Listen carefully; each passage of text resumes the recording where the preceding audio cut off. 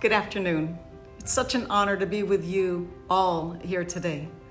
I'm grateful to be the recipient of this year's Legislator of the Year Award. As you may know, I came to Sacramento with the goal of amplifying the voices and experiences of my community.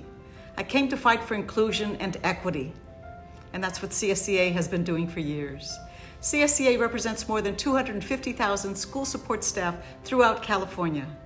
These are our essential workers in the schools. They represent our bus drivers, our custodians, our teachers' aides, and so many more.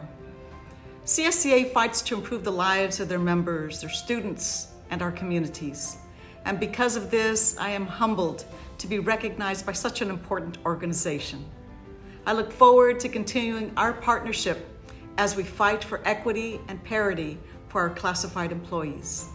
Classified employees provide critical services for the functioning of school campuses and for the benefit of students, and they should not be treated differently solely because of the job title. We are all committed to fixing this inequity. And please know, I am incredibly proud of the work of CSEA and its members. Again, thank you once again for honoring me as Legislator of the Year.